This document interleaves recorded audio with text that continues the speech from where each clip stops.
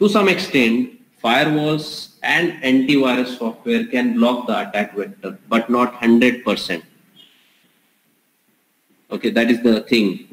Even though if you have a firewall and antivirus software, you cannot avoid by getting attacked, because we people gets fooled, and because of to do some stuffs on a computer, we used to create some vulnerabilities, and that may be exploited by the attack vector.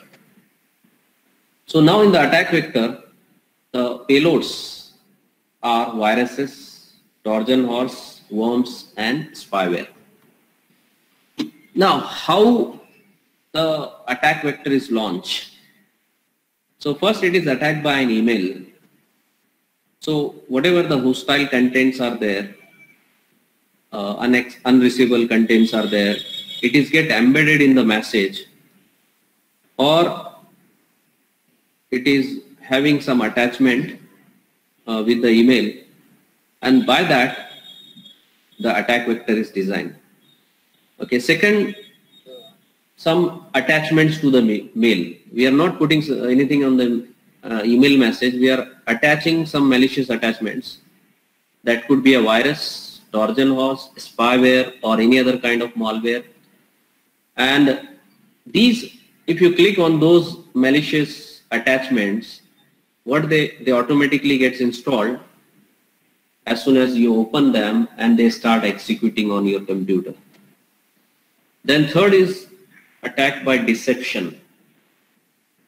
So deception means entering to the system. Okay. So deception is aimed at the user or operator as a vulnerable entry point. So whenever there is a weakness in your system, from there it try to deceive to your computer. So by social engineering and hoaxes. Okay, so hoaxes are similar to this. It's a part of a message, continuous email messages, and they ask the user to forward it to some other person, and by that it will going to get your vulnerability information, and then the attack vector is designed to attack your system. So then fourth, by hackers. Okay, the attack vector is hackers design that. Okay, there are formidable attack vectors created by the hackers, because they use variety of hacking tools, heuristic and social engineering behavior to gain access of your computer or online accounts if you have on servers. Okay, just like for example, if you have an email account, that can be hacked. Now, headless guest, that is, these attack vectors trying to attack your web pages. Maybe they create a fake websites, and from those fake websites they going to steal your information. Then sixth one, we have attack worms. Now I told about the worms. These worms are similar to a virus, but what worms does, they does not modify the program, they harm your programs. They do not delete it, but it will going to eat your system resources. Whatever if you want to do, you are unable to do that. So actually some of the worms gets delivered through email attachments, and some of the worms, network worms, will going to create holes your network protocols. Now here I want to put some light on network protocols. Maybe you people know about the some of the students are from mechanical background, some of the students are from automobile. So maybe they have not studied these network protocols. Saad Ansari, am I correct? Yes, sir. Yes, sir. So what are the network protocols? Actually, your internet is divided into, actually there are two network models are there, OSI and TCP/IP model. Now what is the protocol? Protocols are the rules, set of rules designed for internet communication. So now what are these rules? These rules are divided into layers. Okay, I told you that there are two layer models. One is called as the OSI model, other is called as the TCP/IP model. OSI model is a hypothetical model, theoretical model having 7 layers of representation, and the TCP/IP model is a practical model which is existing. Nowadays we are accessing to our internet is through this model only, TCP/IP, that is called Transport Control Protocol and Internet Protocol model, which is 5-layer model. Now what are the 7-layer models we have in OSI, which is a theoretical and a reference model? First layer is application layer. Now application layer is responsible for your interaction of your means user get interacted with the system. So in that we have some program syntax. Through that we can have interaction with the computer. So application is related to the application which you are using. Then we have a presentation layer. Now in presentation layer we'll have how we're going to represent the information. Okay, in that maybe how you're going to transmit the information, maybe in ASCII format. Okay, whether you have applied encryption or decryption on that information message, or you need to compress that information when you are going to transmit it. So those stuffs are involved in the presentation layer. Then we have a third layer called as a session layer. Now session layer is responsible for establishing, maintaining and terminating the session with the server. If suppose you try to connect with the server, if you are a client, so the client send a request to the server for getting some information. So before extracting this information, the client has to establish a session. Now once you establish the session, then only you can retrieve or store the information on the server. So this is session layer, it is called. Then fourth layer, we have a transport layer.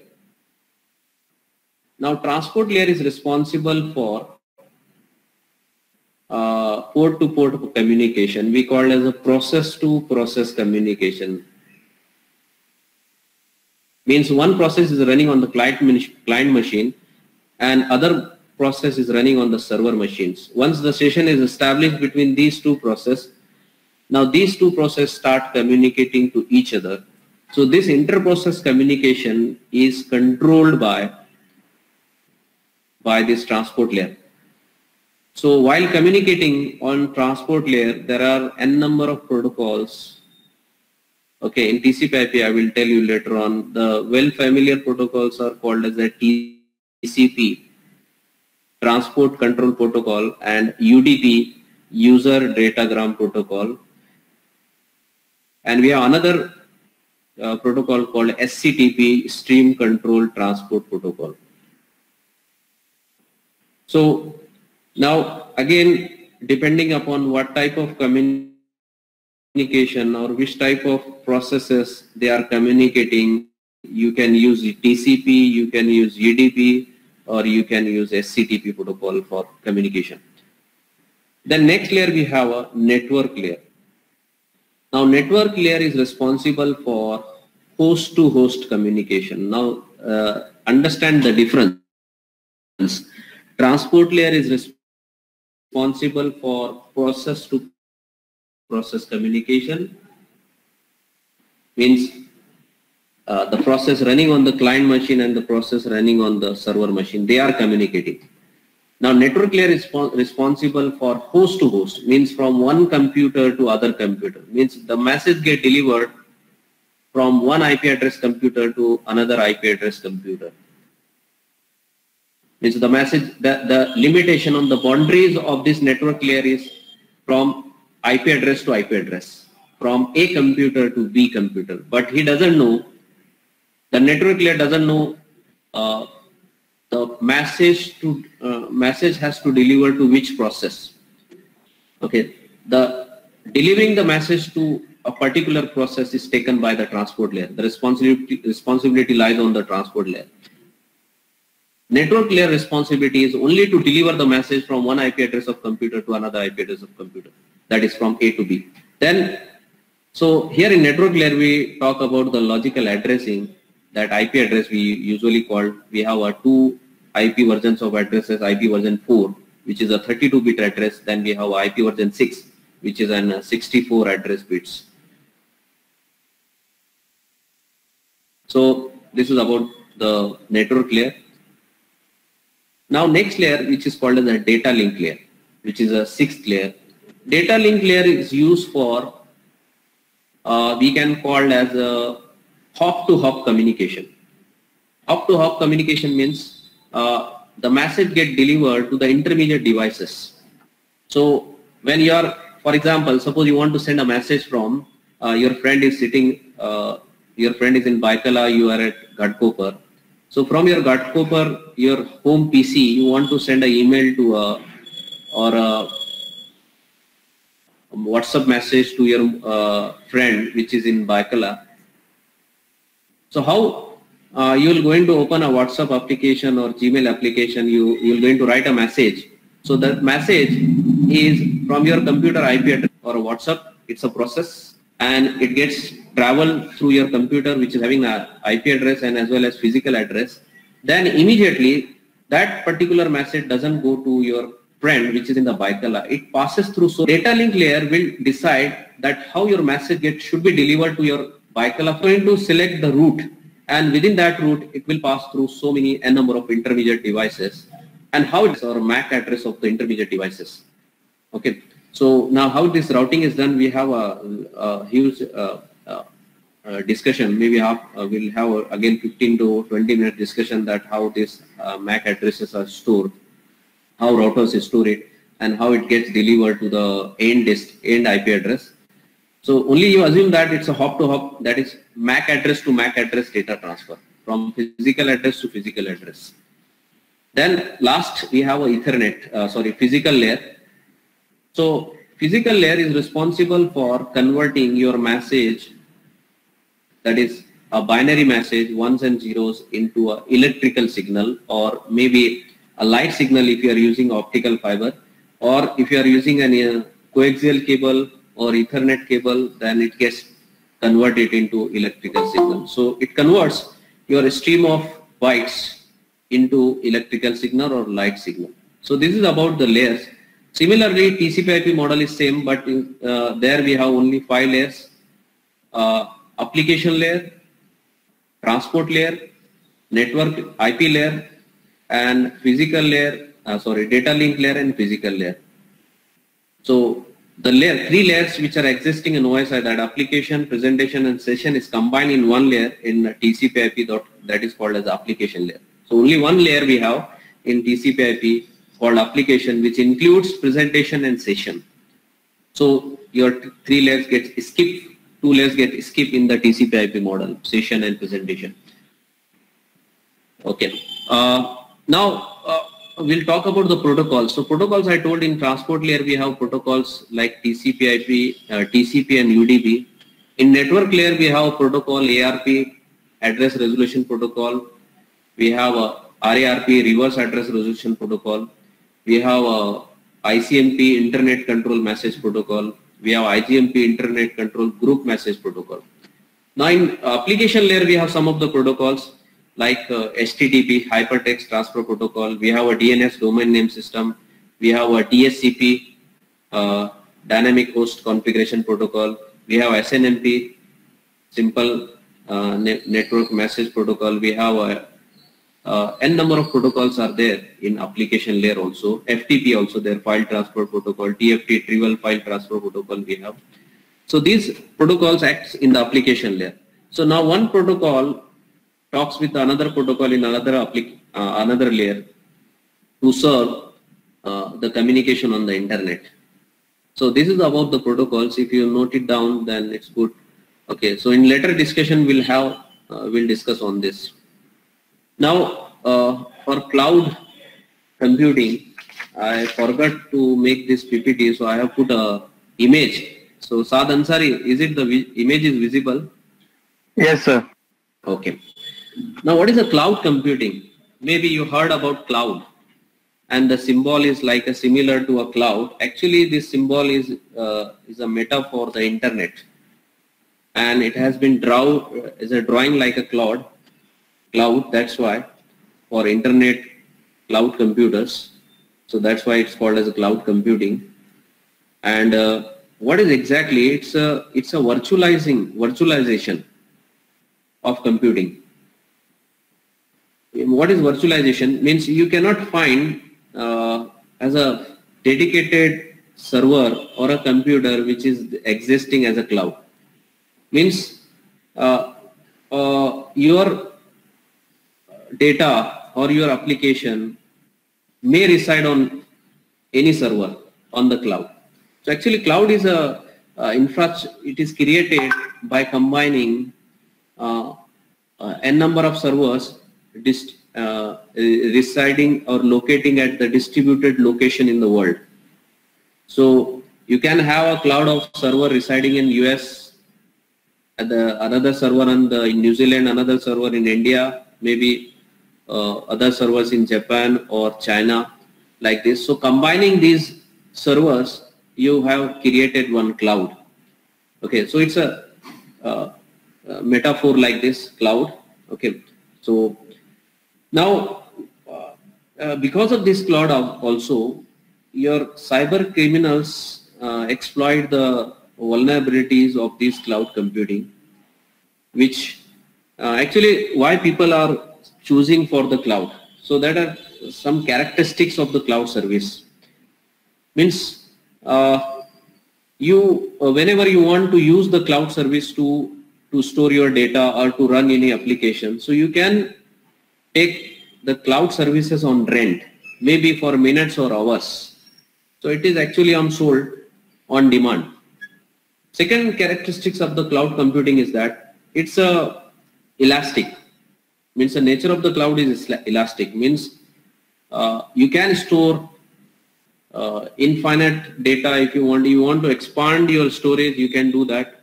So there is no limit on the storage on the cloud. That's why this nature of increasing your data, that's why it's called as an elastic nature in terms of usage. Means there is no limit on number of users who are going to store their data on the clouds. So it's expanding. So that's why it's called as elastic in nature. Third characteristics of the cloud computing is it is fully managed by the provider.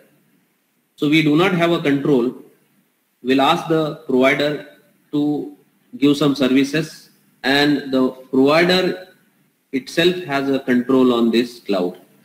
So there are clouds like you can have Amazon cloud service, you have Azure cloud service, there are n number of providers. You have Alibaba also, which is providing a cloud service in China.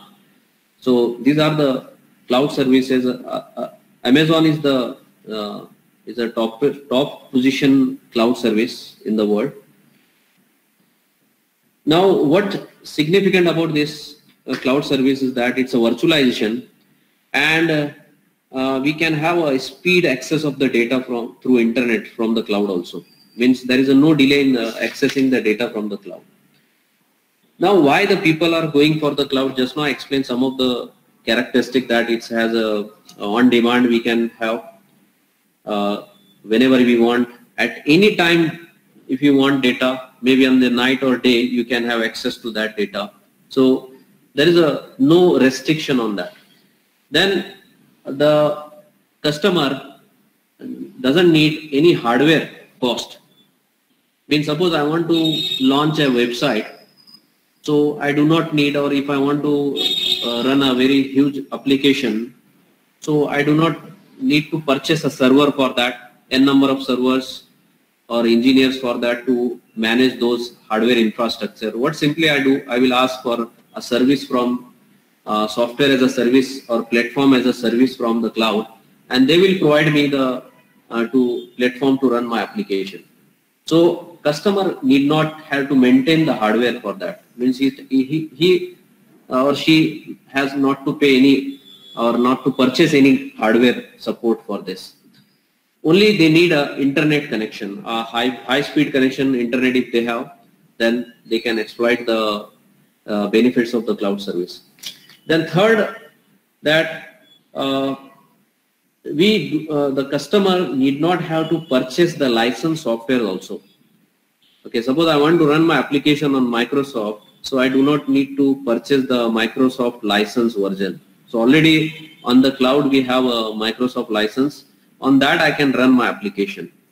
And also if I want to give that same application or provide a Microsoft Windows soft operating system to my all employees, through cloud also I can have an access to those operating system. So no need to pay for the license fee.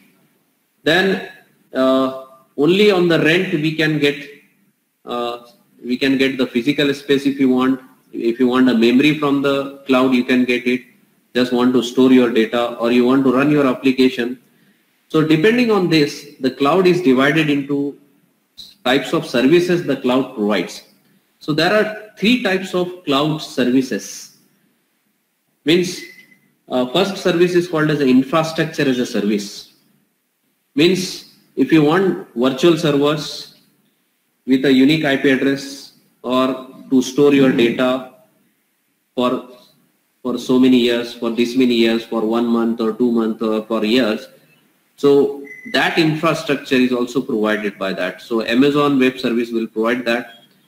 So what happened? Customer will going to access those servers using the application program interface called as the APIs. So customer provider will provide you APIs, and through that APIs you can get access to these servers and you can use it.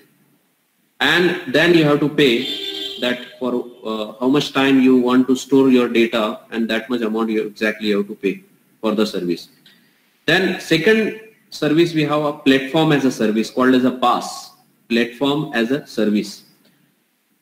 Now in this we are using some software. We use some development tools to host your application on the servers. So developers can create their application on these cloud servers. So it will help as a software as a service. That's why it is called as a platform as a service. Platform, it provides a platform. Then third, we have a service called as software as a service called as a SaaS. Now it is a use for broadcast marketing. Means customer can use the applications to interact with the other users or there on the cloud. So that's why, or it can use the applications just like web-based emails or Twitter, just like a Twitter is also there. So or Last.fm is another example. Through this, your customer can interact with the other applications. So that is called as a software as a service, SaaS, in the cloud computing. Now, how cyber criminals will exploit the cloud computing infrastructure. So we can see now risk associated with the cloud computing. So first risk is called as an elevated user access. Means your data, if you have some confidential data from your company organization, now you want to store it on the cloud. So what happened? It gets passed through the elevated users. Now if it is on the cloud, then there is a chances it may get bypassed through so many channels. And because of that, there is no any confidentiality of your data. Maybe chances are there the data may be theft by somebody else. Second risk associated with the cloud computing is regulatory compliance. Now these companies which are providing this cloud service, they do not want auditing by the external organization. Means they do not want third party checking. If they do that, then their business will get affected, because the people want some secrecy of their application on whenever they are using the cloud. So even government regularities cannot do the auditing of these cloud services which have, just like Google Cloud is also there. Maybe you heard about Facebook also, in which there are some of the allegations which are put on the Google and Facebook, that some of the data is being theft from the Facebook as well as from the Google Cloud servers. So that is the regulatory compliance which the cloud computing services do not want. So that is a risk, and because of that there are chances of your data stealing. Then location of the data is another risk concerned with the cloud computing. Means the customer do not know, or he is unaware of where his application or where his data is being stored, whether it is in US or it is in Germany or it is in India. So exact location of your data storage you don't know. So that is a risk involved in the associated with the cloud computing. Then fourth risk is segregation of the data. So the data which you have stored on the cloud environment, it is maybe encrypted. So, and because of this encryption, so you need some strong computing power to segregate this data. And sometimes organization also feel some problem to segregate the data from where it is coming. Maybe it is in encrypted form. So there is a risk associated with that. And last, recovery risk associated with the cloud computing is a recovery of the data. Sometimes what happens, if suppose our stock exchange data is there, BSE data is there, and it is on the cloud. So if it is stored in some of the servers on the cloud, then we cannot guarantee that the servers on which this BSE application is running, they are not fault tolerant, or may they come across with some disaster, natural disaster may be there, maybe flood comes. Suppose your BSE data is on the servers of the US. So if on US some disaster happen in US because of the some natural disaster, then BSE have a problem to recover its data from those data centers or cloud servers. So now this data cloud service provider has to give the guarantee for their recovery of the data. So it is another risk associated with the data. So now this is about the cloud and how criminals use these vulnerabilities, that is the elevated user access, regulatory compliance, location of the data and segregation of data, by extracting some of the information from that, and they try to attack the cloud computing. Now, second, we are moving to the next topic called as a cyber crime in the mobile phones, mobile and wireless devices. So in that, on the Google Classroom, I have put two documents, Word documents, which is actually two topics in a single Word document. One is called as a proliferation of mobile and wireless devices, and second topic as a trends in mobility. So these are the introductory topics about the mobile and wireless devices. So this I have put as a notes to you people to go through this, and by reading itself you can understand that how mobile devices are being proliferate in our day-to-day life.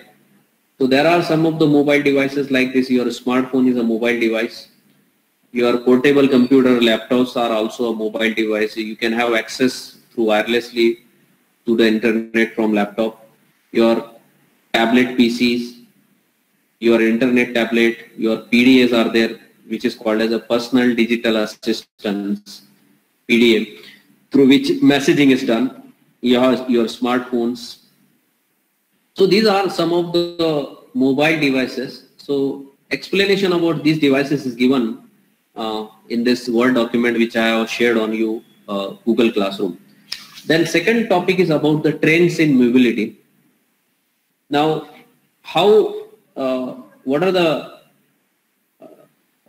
trends are there in mobility, that what are the different networks are there, 3G network, and how this network is providing speeder network to have an access to the internet.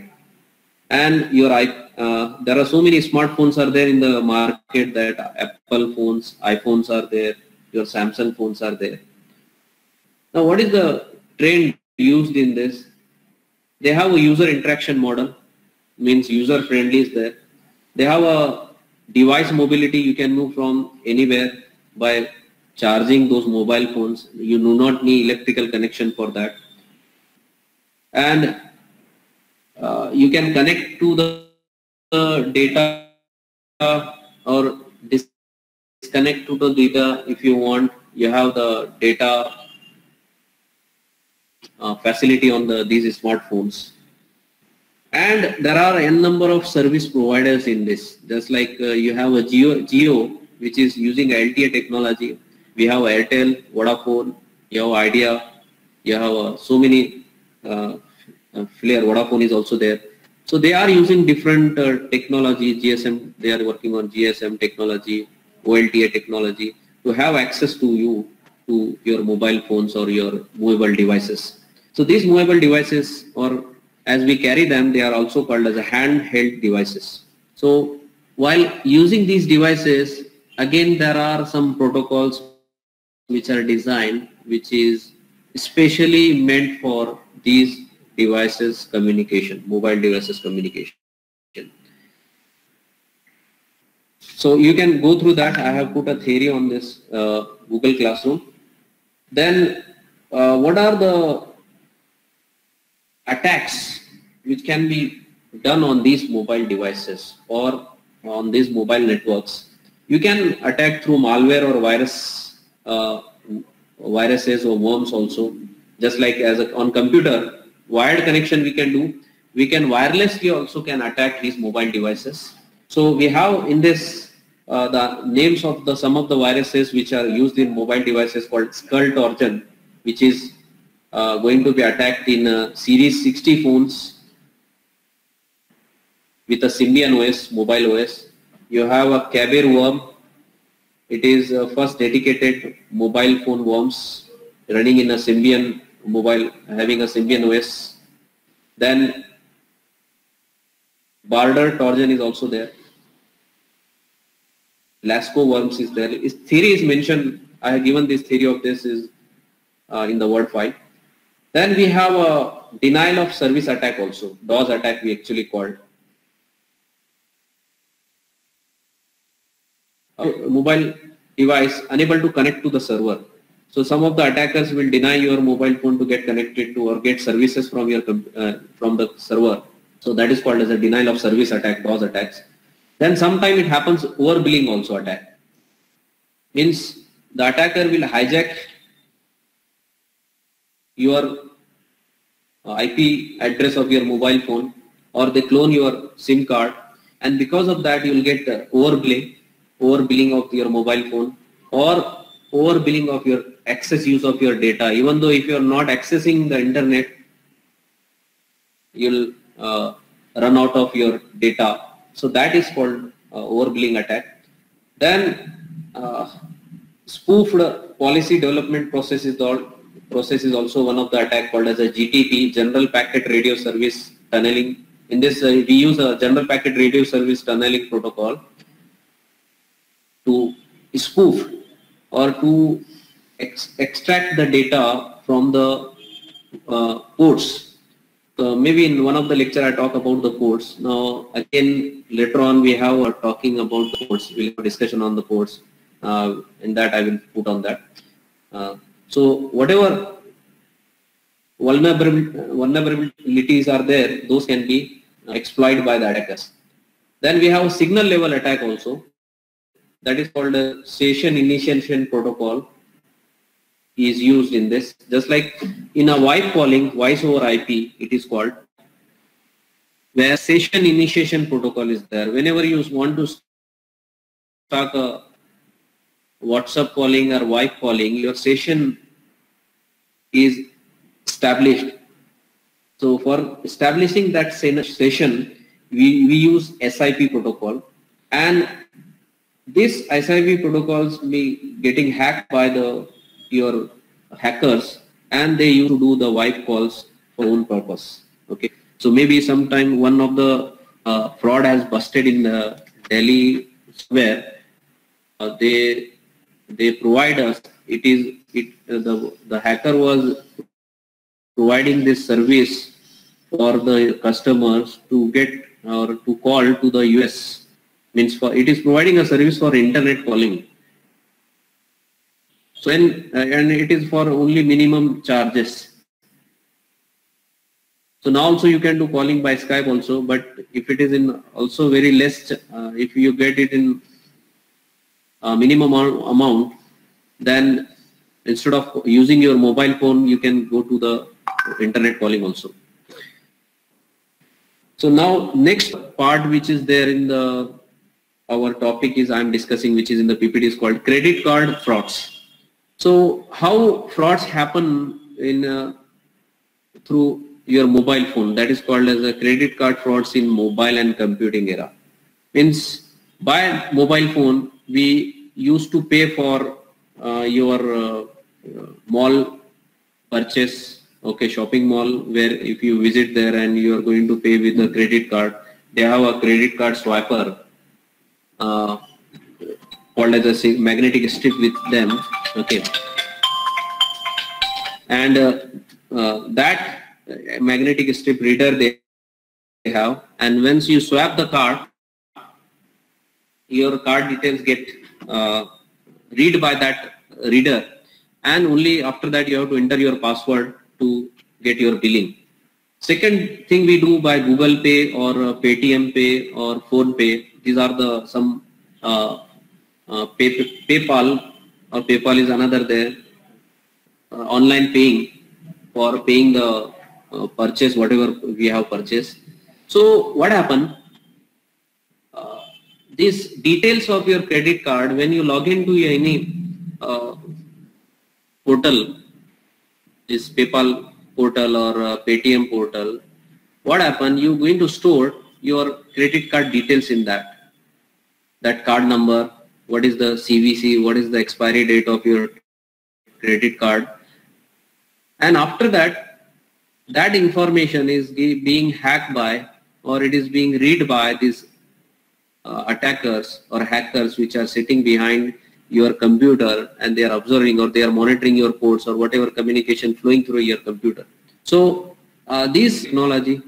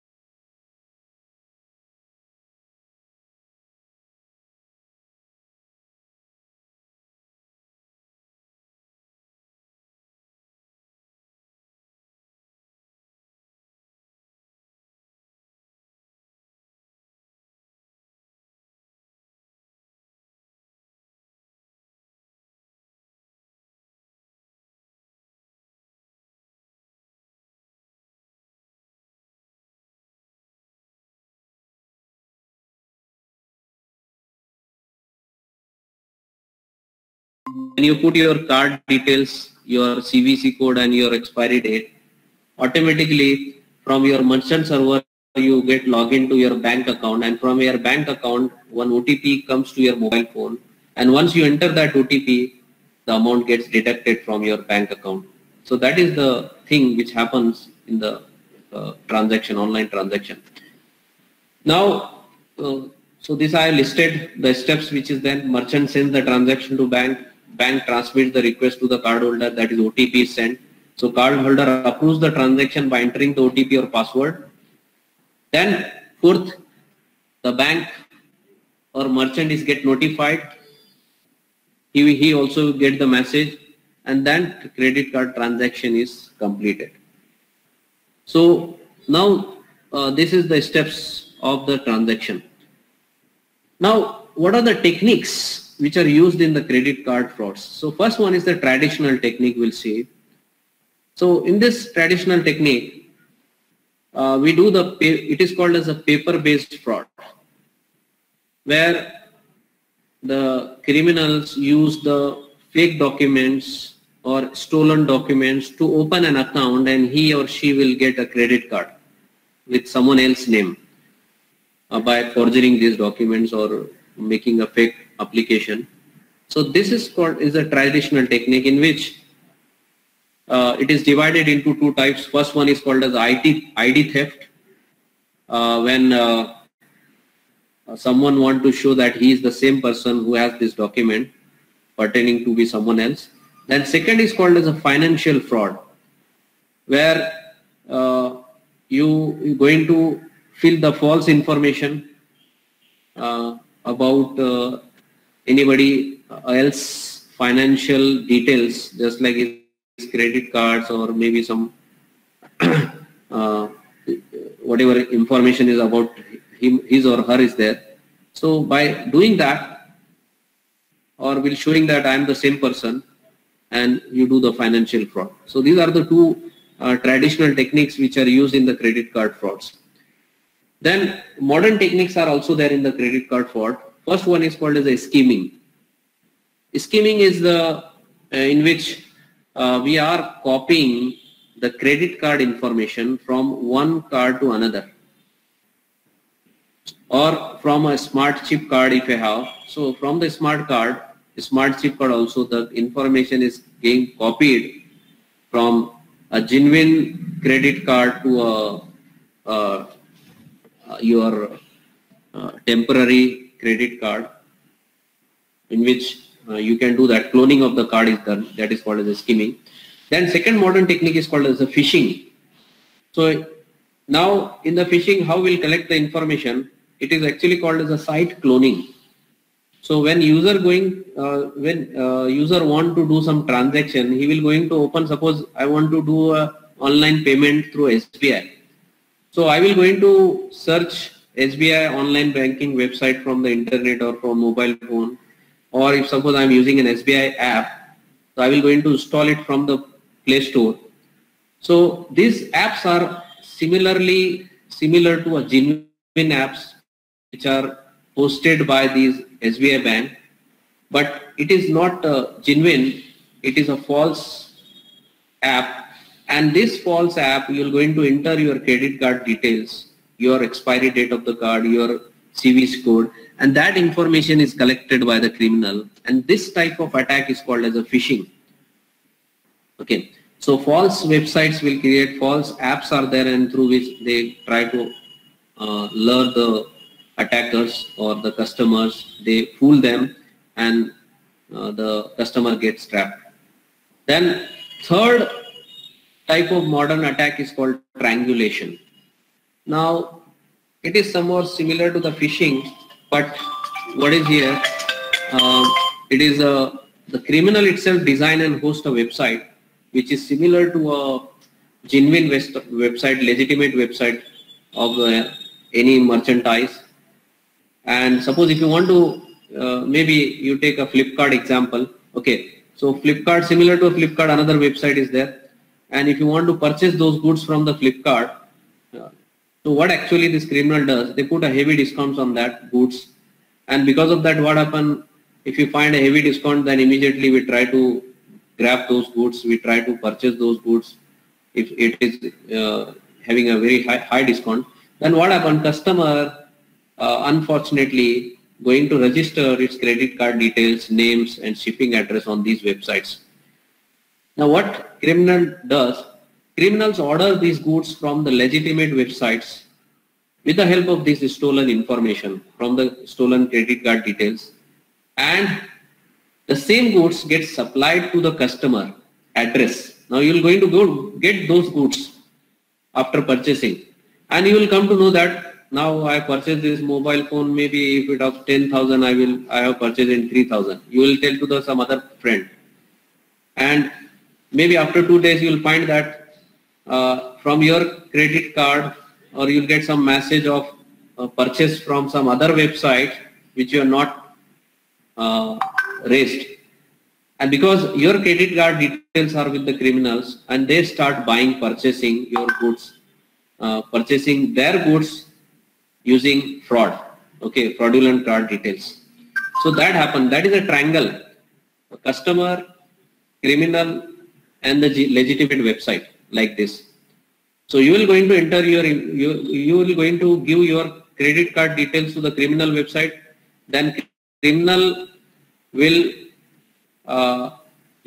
send your information to the legitimate website to purchase the goods, and from the legitimate purchase he will get the goods, and those goods are actually those goods are delivered to you, but your details are with the criminal's website. So, and later on it will go on purchasing goods for himself. Then fourth modern technique which is used in credit card generators. Now there are some computer emulation software, there are some intellectual softwares are there which creates a valid credit card numbers, and from those credit card numbers and expiry date the fraud can be done.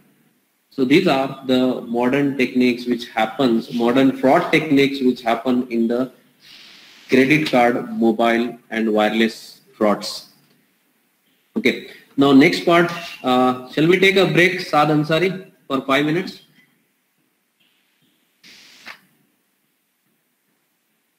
Hello?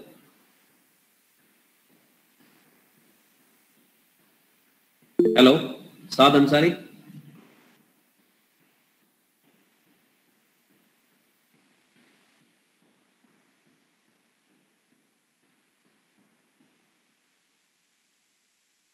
Hello? Saad Ansari. Hello? Saad Ansari. So shall we sorry sir, take I'm a break? facing some network difficulties here. Okay. Oh, no issue. Maybe so many issues are there. Okay. Am I audible to you, and whether the lecture was going on smoothly or not, or if there is interruption?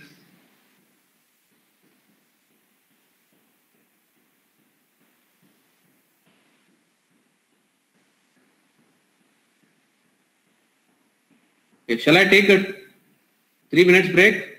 Yeah, okay, sir. We'll start at 12:09. Now on my clock it is 12:06. So we'll start on 12:09, 3 minutes break. And in between that, the students you can ask the question, those who want to ask the questions to me.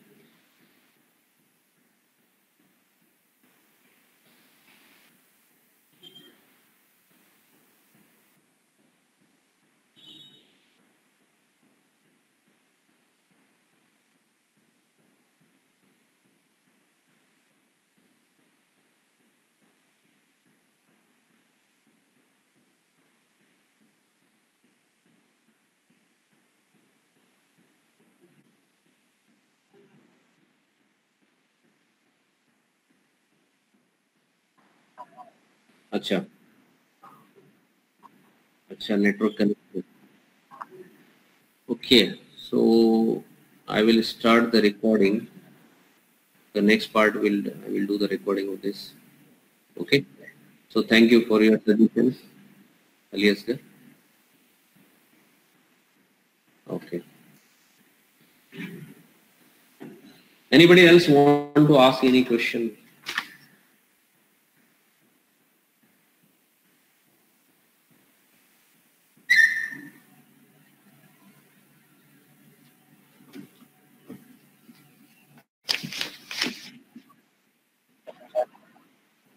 Okay, what you didn't understood in that? Maybe what do you have confusion about protocol or protocol layer model, or what is the protocol exactly? Once again, you want to know what is the protocol?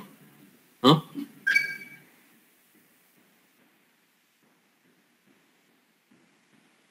Okay.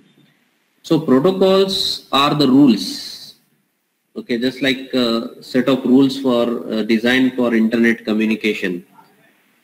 So actually it is designed in a software that how your message should travel through internet. That what should be the format of the message. It has some headers and trailers which is carrying a message from one computer to other computer, and it has some size also. It is 512 byte size or 60 byte size or 20 byte size. What should be the size of the message, and that is delivered as a packet, whole as a packet.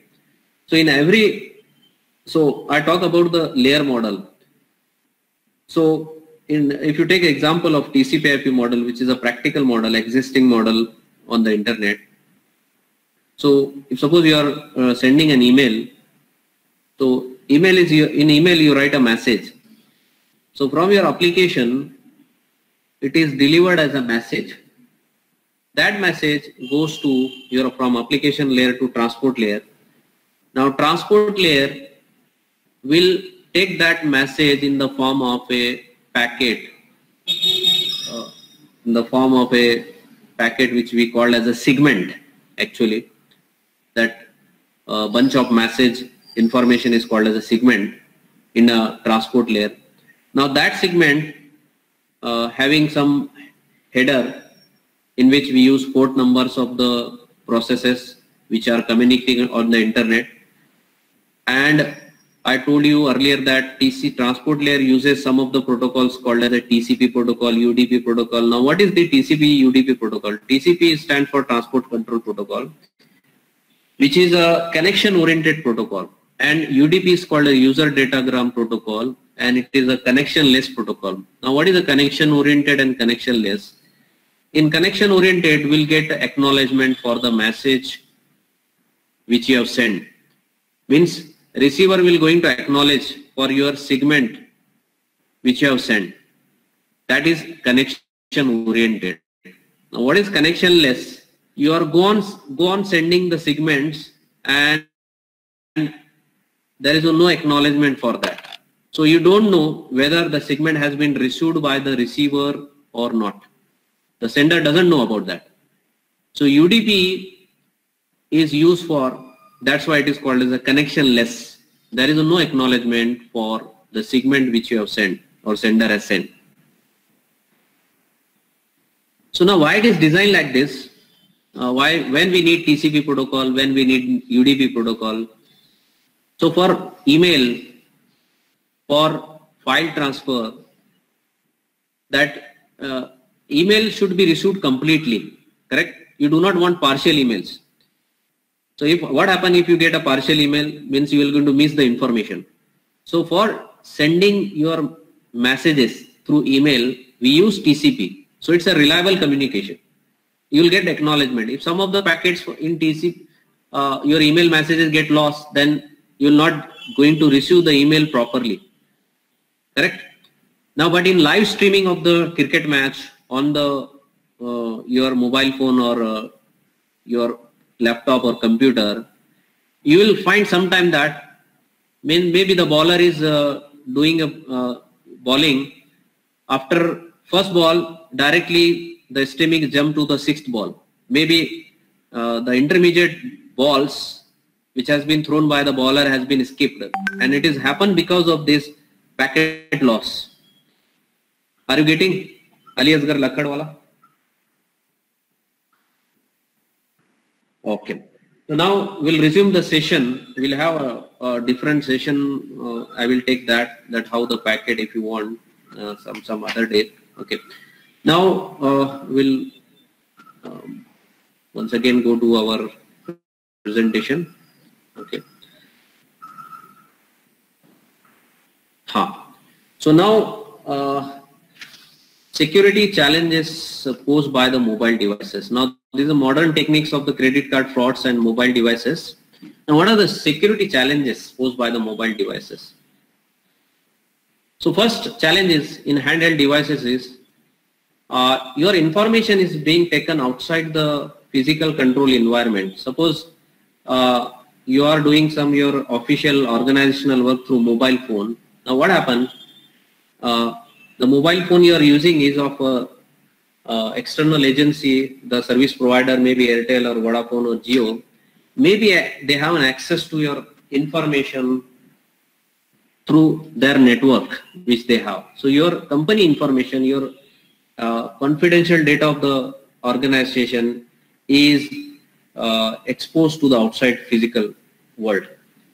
Then second is that if you do the remote access to the protected environment through your mobile devices, that is also is a security challenge for the your cyber security. Now what happened with increasing the number of mobile devices, there are two challenges come across. One at the device level called as a micro challenges, and another at the organization level called as a macro challenges. Okay. Now typically micro challenges we'll discuss now. We have macro challenges also, we'll discuss this later on. Now I have put in the slide the micro challenges in mobile security. First one is called as a managing the registry settings and configuration. Now this is a challenge which is happen with the registry settings of the device. And second challenge, micro challenge, we have authentication service security. We need authenticated devices who want to communicate on the network. Then third micro challenge to the mobile devices have cryptography security. Now these are the techniques which use for securing the data or delivering secure messages on the internet. Then fourth micro challenge, we have lightweight directory access protocol called LDAP. Then we have a fifth micro challenge, remote access server called as RS security. Then we have media player control security. If you are playing a media, you are observing you are transferring some video messages or audio messages, then you need security for those messages. Then we have a challenge for these also. Then network application program interface API security is also very important when we are going to access to the cloud, where we use the API to have an access to the network. So now one by one we see these micro challenges. First one is called registry settings for mobile devices. Now you people, I will explain this with an example. You people may be aware of the Microsoft ActiveSync, which is a package provided by the Microsoft computer and Windows mobile power devices. Now it acts as a synchronization between these two devices, your PC and your Windows mobile device. And because of that, what happens, it enables the transfer of applications from your PC to these mobile devices along with the data also. Means you can transfer Outlook emails, Outlook information from your PC to the mobile device. You can transfer MS Office documents from your PC to the mobile device. Okay, your pictures, music, videos and applications from the user desktop to his or her device. So this is an example of this, how this happen. Okay, actually it happens because of the registry settings. Means your device, your mobile device get registered with the Microsoft ActiveSync, because both are the Windows Microsoft operating systems. So they have their registry for communication with each other.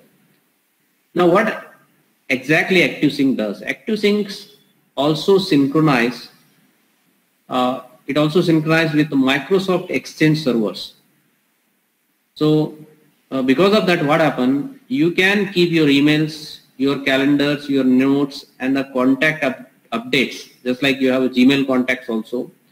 On mobile phones, contacts can be saved on the Gmail server also. So same thing happens in the mobile Microsoft Exchange server, and it is used for syncing your mobile device with those servers.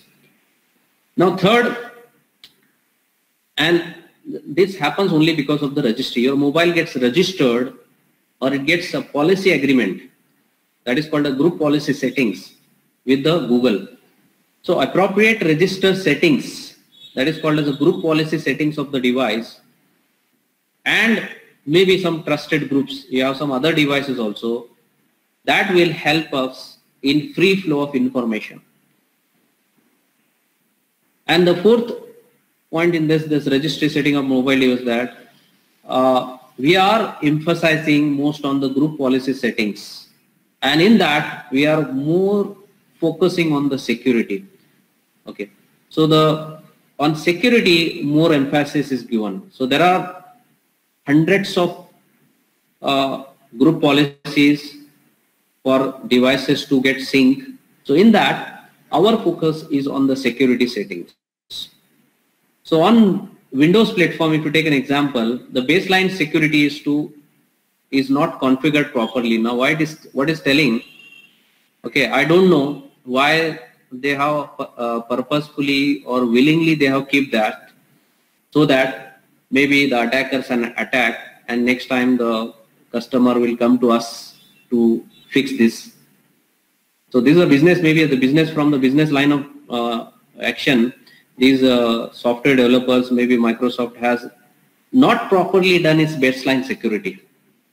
Okay, and because of that, what happened? We need some additional security configurations for that, and to achieve that security, our device has to make some additional registry changes to achieve.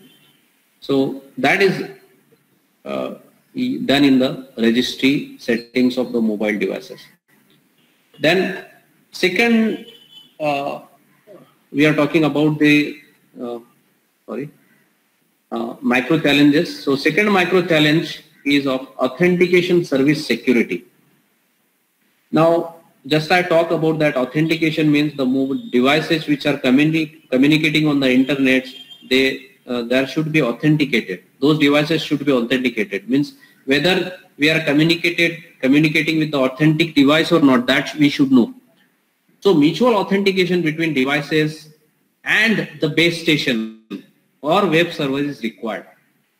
And why it is required? Because we want secure network access. If sometime when you access to the IRCTC website also, the message will come, I am not a robot. Or if you visit any website, it will tell to verify you the traffic light signals, or where is the car parking, where is the zebra crossing, try to verify that, so that it will try to check whether it is the device which is accessing the website is a genuine, is an authentic device or not. And then it will allow to have a secure network access. So we need to ensure that only authenticated devices can be connected to a network, and those only devices can get request of services. So server will going to serve only those devices which are authentic. So that is ensurety is done in the authentication of service. Okay. Now no malicious code can impersonate the service provider. So because of this authentication, what happened? The malicious code which are running on the network, on the computers, that cannot be impersonate the service provider. Okay, now authentication services. Now because of that, what happened? You can avoid n number of attacks, such as DOS attack, denial of service attack, which is called, then traffic analysis, eavesdropping, man in middle attack, maybe somebody is sitting in the middle and it is stealing or stealing your information. Your session is maybe sometimes it get hijacked on the mobile devices through wireless network. So this can be avoided by this authentication service security.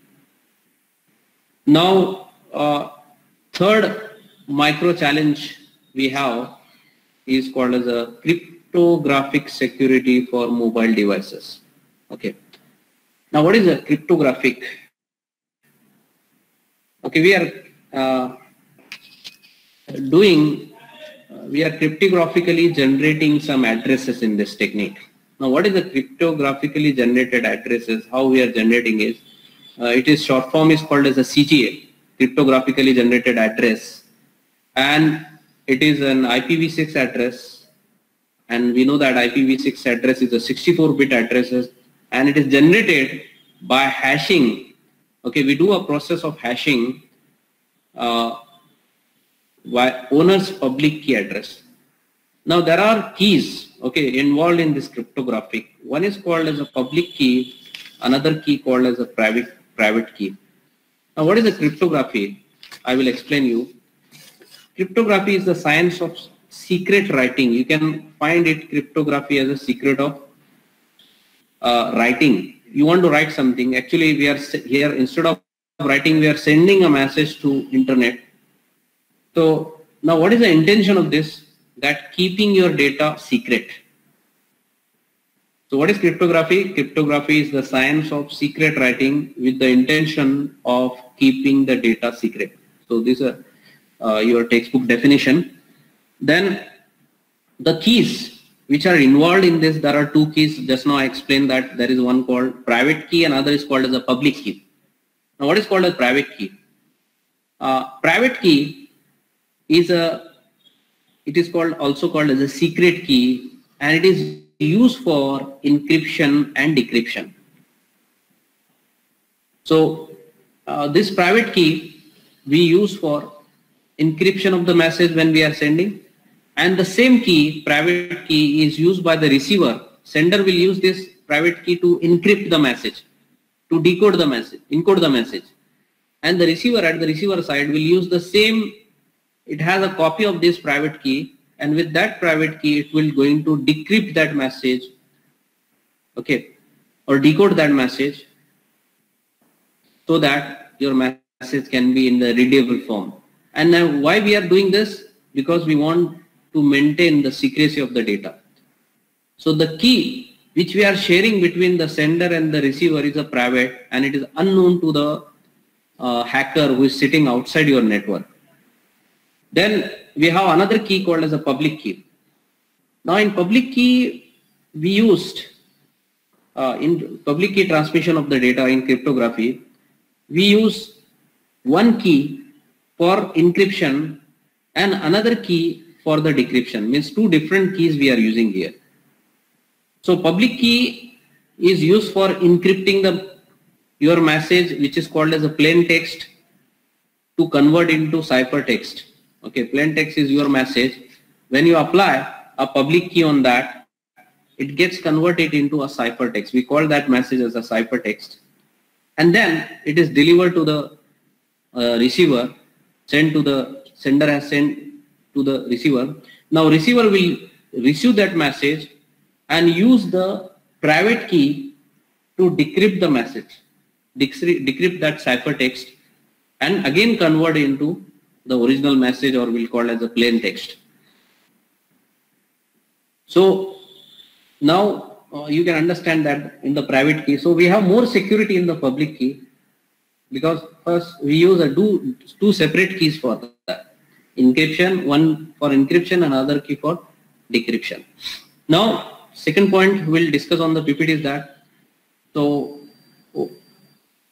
owner uses the private address key to assert the address ownership. So by the private key, by using the private key, I can read that message. Okay, who is ownership of this message, or I will use that private key to sign that message. Okay, means this particular message belongs to which owner. Okay, and then it is sent to the address. So in private key, what we do? We use the same key to assert the ownership of the message and put a sign on the message. If we are not going to use the public key infrastructure or we use. Now what is exactly hashing? Hashing means you can assume it is like a rounding off. Suppose I have a number. Decide one factor to divide that number 1000 by some factor. Maybe I will take as a 4. So when you divide 1000 by 4, you will get a number called as a 250. Correct? So that 250 can be taken as a hash entry in a hash table. Okay, for 1000. Then like this, it will be 251, 252, 253, 254. 1000. Your 1000 in size message, your messages get divided into 4 hash entries: 251, 252, 253, 254, and 255, like this. Okay. So this is a hash entries, means a rounding of number. A larger number is converted into a smaller number for easily handling those or decrypting or encrypting those messages. Okay, and at the receiver side, what I will do, I will multiply that number with the same factor which I have divided, so that to achieve the same message, same amount of message. Now, next point in that, the deployment of the PKI, that is called as a public key encryption. Okay, which is now it is mentioned in the earlier PPT, that is public key infrastructure. So deployment of the public key infrastructure provides you just now explained that in a public key is more secure than the private key to your financial transaction. So always your public key infrastructure provides you secure financial transactions for your mobile devices. Then next point, your CGA, cryptographically generated address, can be used to protect your IP layer signaling. Okay, and I just now explained previously before starting of the lecture that we have a network layer. So in the network layer, we use a protocol called as the IP protocol. Now from your TCP, when message goes to the network layer, it gets stored in the IP packet. Now this IP packet is called as a datagram. Just like a packet or message in a transport layer, we called it as a segment. In network layer, we called it as a datagram. So now this is an IP packet or a IP datagram we can call. So we need a protection or we need some security for this particular protocol. So this CGA, that is cryptographically generated address, can be used for authentication of these IP packets.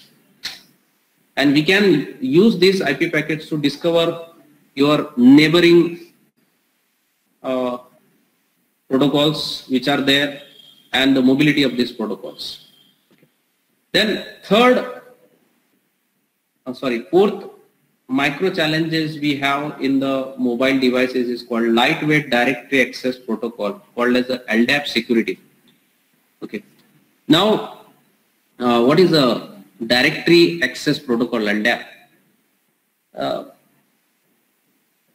We know that there are some directories which are existing in our computers. Now I will try to list those. That is, if you have used your computer, maybe we have a C drive, D drive, and inside this C drive, D drive, these are called directories.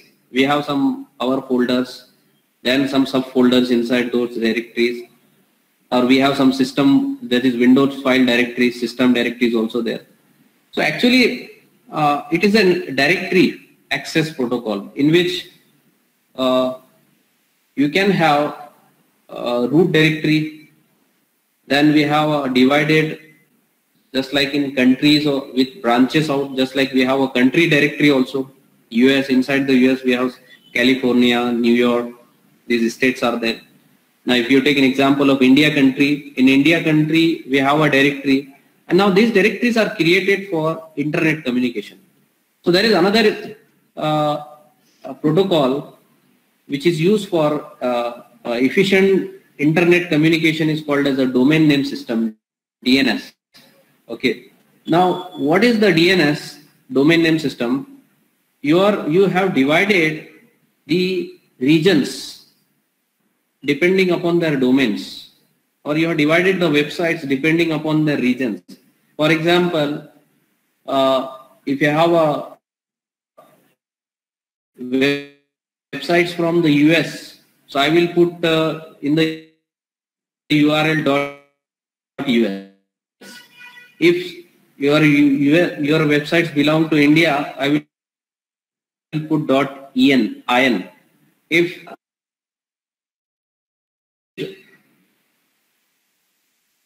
domain segregation. Then we have another category called as a general category, in which depending upon the businesses, just like for example, if you have education website, so for educational websites or schools, we use .org as a domain segregation. Now for commercial websites, just like we have a Flipkart or a company portal or some merchandise portals we have. So for Gmail, these are custom. Yahoo, you can take these, are called as a .com. So all business portals are segregated into this .com domain. So we have these types: country domain, general domain. So it is divided like this. Now why it is divided? Now what happened? Okay, if you put a URL, so what your DNS does, actually we human beings have a problem of remembering the IP address. So domain name system help us to resolve your website name with the IP address. Means where exactly your IP is your web application is located on which server. So actually we do not remember the server. We cannot remember it. Maybe it is 192 or 168 or 172 dot some vague number is there. So remembering in the digits, it is difficult for us, but we can remember in the name, with the name, just like www.google.com, www.flipkart.com. So it will be easy for us. So that's why DNS help us to resolve your name to an IP address of the server where your application is hosted.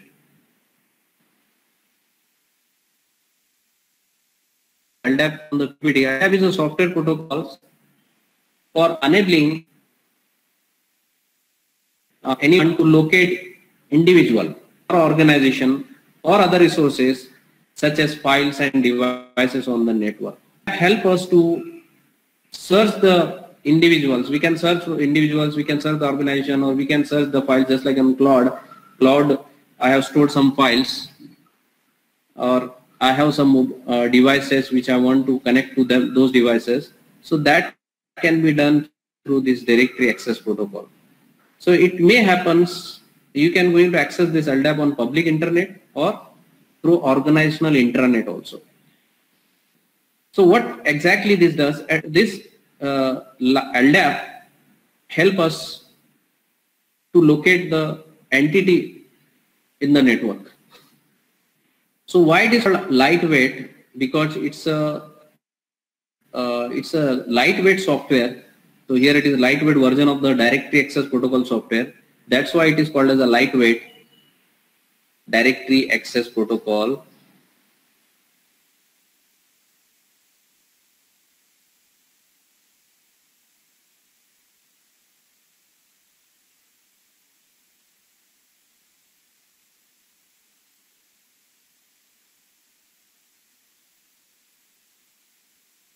And it has lightweight.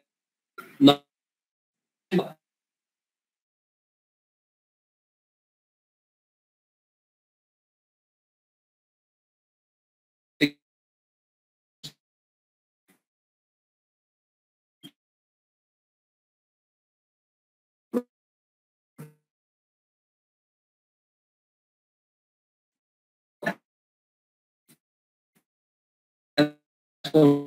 we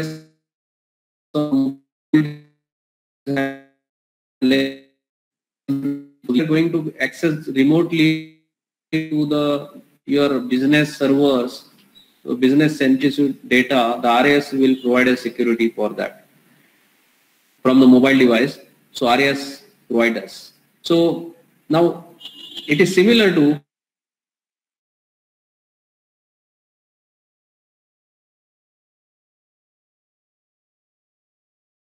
netting to the system. So if you register, then there is no chances of cracking. Okay.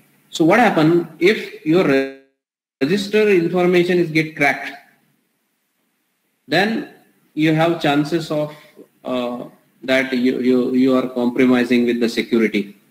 Okay, your corporate system is now in danger because the mobile device which you are using is registered, is another registry is done, same mobile number with another registry is being done. Now another threat comes in the remote access server is that from the port scanning. Now earlier we talked about the port scanning. So now what is a port? So I told you that transport layer protocol. You just now recall that TCP/IP layer model in which we have a file layer model, application layer, transport layer, network layer, data link layer, and physical layer. So in the transport layer is responsible for port-to-port communication, I told you earlier, or it is responsible for process-to-process communication.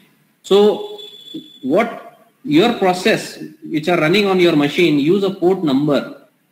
Okay, just like for example, if you are doing a file transfer, so port number 21 is used for sending the data and port number 20 is used at the client, at the server side for receiving the data. Or if your server is sending the data, it will use port 21 and at client side will use some another port number. So always some well-known ports numbers. I told you there are these port numbers are divided into 3 categories called as a well-known port, registered ports, and dynamic ports. So always server, when your client can communicate with the server will always use well-known ports. So well-defined ports like for FTP we have 20, 21, for HTTP we have 80. Okay, and some for other protocols we have some other port numbers which are defined in the book. So what the attacker will do, it will start scanning your ports. The application which is running on your machine, which port number if it is using, it is known by the cracker, then it starts scanning that. Now how it is scanned, how he will come to know that this port particular belongs to this IP address. Actually when your application want to communicate with the internet, first it will going to use a port number for a particular application and then it combines that port number with the IP address of the computer. Okay, computer. You will form a socket. It is called as a socket. So socket is formed. Now in that socket, you have information about the port number of the application. You have information about the IP address of the computer. Fine. Now these two information are available in this socket. Now how a cracker or hacker will come to know your PC IP address? When it is monitoring a network, the hackers will going to search for the DNS packets which are flowing on the internet. Now these hackers going to trap those DNS messages and open those messages. Now in the DNS message we have a request and reply. Now DNS, just now I told you about that. It is a URL which you are asking for opening. It is a request. That is, suppose I want to open a Gmail, so I will put www.gmail.com. This is a URL which is a domain name, and I am sending this request to the domain name server. Now DNS will accept this as a message, as a query, and will send it to the server, DNS server. Then DNS server will give an IP address. Now when this DNS comes to the DNS server, it will have an information of your IP address also. The packet which is coming from XPC who has sent this this particular message. So from there, the hacker will come to know your IP address, and then from that IP address it will start scanning the ports, and now it will now you are in a trap, because the unauthorized. Okay, now how a person can come to know that my computer is getting hacked? If suppose it is getting unauthorized packets, some unauthorized packet which is not belongs to his or application, her application. Now from trapping those, we can find it. So by this, we can prevent the mobile devices from revealing its existence or ID. If you trap those, that unauthorized data packets which are coming to your network, by using some network tools, sniffing tools, that is called ethical hacking, and then we can do that. Then if instead of storing a firewall on your mobile side or on hundreds of mobile phones, instead of storing a firewall, what we'll do, if suppose in an organization I have 500 mobile phones and those are getting connected to my server, instead of putting firewall on all the mobile devices, that is a software firewall, what I will do, I will place a firewall in my organizational server on the gateway, from where exactly the message is flowing outside of my organization network. That is called as a gateway. It is exactly a router which has a connection to the external internet world. There I will put a firewall, and all the information which is going out of my network and which is coming into the network is passing through the firewall. Now this firewall will going to simplify our task to avoid this hacking of our network. Now there are, if you deploy some secure access methods that implements strong authentication keys, if you use some just like public key, private key, or if you use some cryptographic techniques to secure your communication, then also we can avoid this by getting a risk of remote access server security challenge to the mobile devices. Okay, so this is now completed today's for the lecture. Saad Ansari? Yes, sir. Okay. Any question? Have you understood all those? Or any question about anybody else? I will put this PPT on the Google Classroom, so you can get this PPT from there. Have you referred the earlier PPTs, Saad Ansari? So which PPT are you talking about, sir? I have you registered for the Google Classroom? Other students? Yes, sir. Put on chat. So on the Google Drive of Google Classroom, I have posted the two PPTs, two lecture PPTs, which is on 27 and 26 and 27 lectures. Date 26 and date 27 lecture, which is last week lectures which we have done.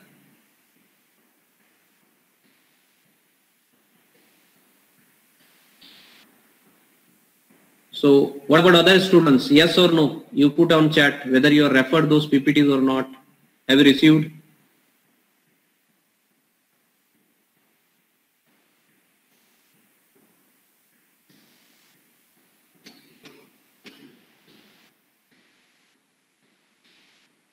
Okay, fine, thank you.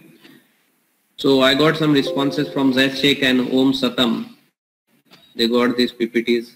Now other students, those who are not registered for the Google Classroom, check your WhatsApp message which I have given you to get enrolled to the Google Classroom. I have given a class code also, and from there you can get these PPTs.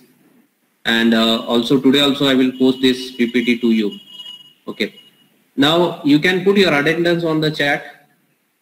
Only one entry for one students. Don't do multiple entries. And once you put your attendance on chat, you can leave for the lecture. Or those who want to ask any question, they may ask.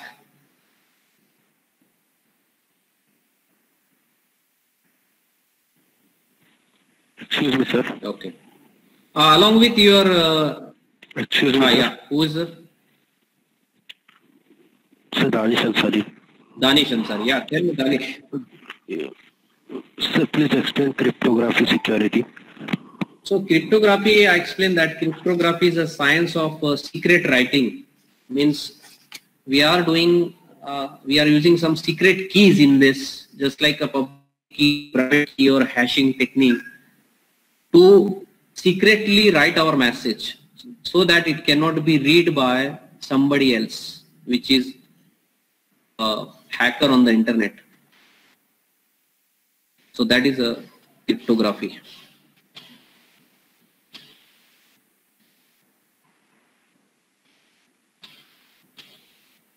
Danish, got the? Yes, sir. Okay, fine.